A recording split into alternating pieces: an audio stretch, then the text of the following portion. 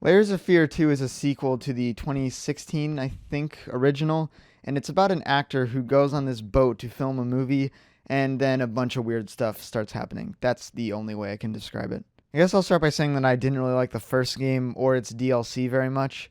I thought it looked really good, the graphics were great, the sound design, music also great, the environment changing and all that stuff was really cool, but the gameplay had no stakes, there wasn't really any tension, and the horror was very cheap. I didn't hate the first game, the story behind it was interesting, but like I said, everything else wasn't that great. I think the best game to come out of this developer was Observer, which still has a lot of the same issues all their games have, but it was definitely a lot better than the first Layers of Fear. This one, I think I started it last year, but I didn't play much of it, and I was like, oh, that's pretty cool, and I never finished it, until now. A lot of what worked in the first game works here too. The graphics, sound design, music are all phenomenal. The environment warping stuff is a lot more subtle this time, but it's still really cool. And if you like the first game, you're probably going to enjoy this one. The gameplay this time around is a lot better. There's things that can chase you. It's very intense. The atmosphere is great. The puzzles are more interesting. And the gameplay is less of a walking simulator. Yeah, you still do walk around and open cabinets, but they do have more like those chase scenes, and it is a lot more intense than the first game. Another standout of this game is the voice acting. It's great. Todd narrates pretty much the entire game. Whenever he said anything, it got a lot more interesting, but the rest of the cast does a great job too, and the voice acting was definitely one of the better parts of the game. There are still some cheap jump scares here. Something will fall over, it'll play a really loud noise at you. Thankfully, though, it is not nearly as frequent as the first game, and they're almost gone by the end. All of this sounds great. For the first 2 or 3 acts, I was thinking, yeah, this is a lot better than the first game. I am really enjoying this. Around the 4th and the 5th act, though, the game has a pretty substantial drop in quality. Everything that I said this game improves over its predecessor on is gone by the end. The chase scenes are far less frequent by the last 2 acts, and they're extremely short when they do happen. The puzzles are just gone. After a certain point, there are no puzzles.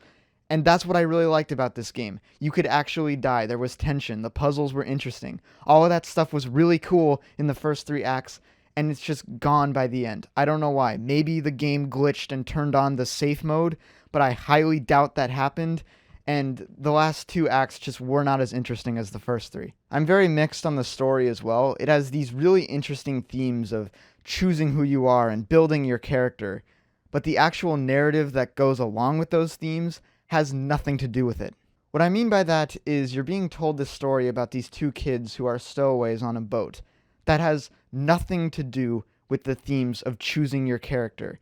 So by the end, they just don't feel as impactful, and the story just isn't that great overall. The story is also told in a very confusing way. All of Bloober Team's games' stories are confusing, yes, but in the other games like Layers of Fear and Observer, you felt like you were learning more information and piecing together the story, which I really liked. This game, it feels like there's a story there that you can kind of figure out, but there are long stretches of this game where you aren't learning anything about the story. So by the end, its themes are interesting, but they just were not explored well, and the story could have been a lot better. I do have something else to say about this game, but I am going to give a minor spoiler warning. I'm not going to talk about the plot, even though it makes no sense, but I am going to talk about some of the scares and set pieces, so if you don't want to know any of that, skip to this timestamp. So for the first 3 acts, all of the scares and set pieces were original. Some of them were cheap, yeah, but they were original.